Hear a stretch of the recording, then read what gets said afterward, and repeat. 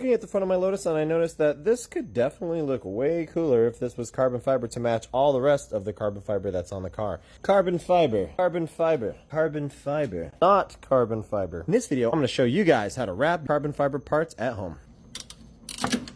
We must carbonify. 120 grit sandpaper on a DA, give it a spank. It looks like crap now, but it'll look pretty later, I promise. You know that you're completely done sanding everything when nothing is glossy anymore and everything is kind of smooth but still rough to the touch. Trust the process. In order for the next layer to stick to the part, we need to make sure that we remove any wax and grease that might be on it. Grease plus paint equals no sticky, boys. In order to make sure that when we lay down this carbon weave over the fiberglass that we don't see what's underneath, we need to make sure that we spray some black spray paint. Do yourself a favor, go to Walmart, get a decent can of this stuff. If you do the cheap stuff, what could happen is it could delaminate from your original part. Lay on a decent layer of it. Don't lay it so wet that it drips. Before any of you guys complain, why did I cover over this? Well, the original fiberglass was so thin that it was cracking all the gel coat and the paint on top, so trust me, it looked like crap. Now that the black paint that we laid is dry, it's time to prep our epoxy. We're going to mix equal parts of epoxy. You don't need a ton of it. We're going to do another 70 of the thinner.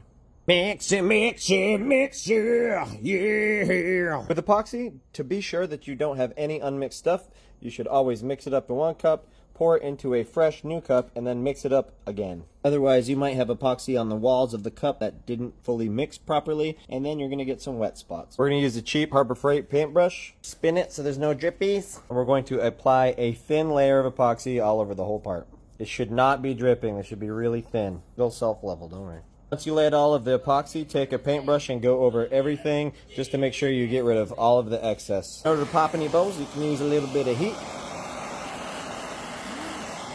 Not really necessary, but it's kind of fun. We're going to let the epoxy sit until it starts getting nice and tacky. We need to make this all one piece, so it needs to be 16 inches long at least. We'll go over to our carbon that I've laid out, and we'll find our 16-inch line. Best I can do is 4. The trick is you cut the very end here, and you do the same on the other side. And I'm going to cut here as well. Pull a single strand out of your carbon. Going to leave a nice straight line where we need to cut.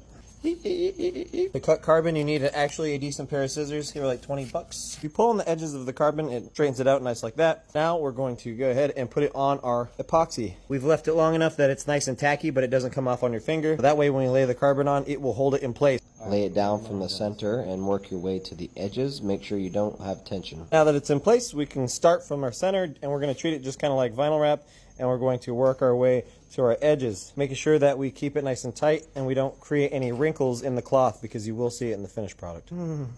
You're a good carbon fiber.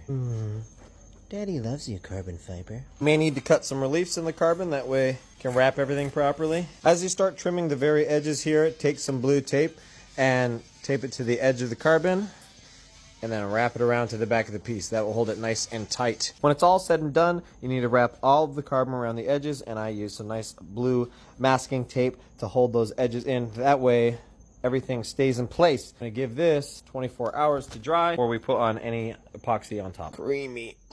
You're a little runny. Little dab-a-doo ya. Try to dab it on rather than brush it on. We need to make sure that we saturate all of that cloth. For the most part, you're probably not going to disturb the weave that's underneath, since we let all of that first layer of epoxy dry. Just like before, use a heat gun to pop all those air bubbles. And here's what it looks like after one layer. We're going to finish these parts. Tell your mother I love her.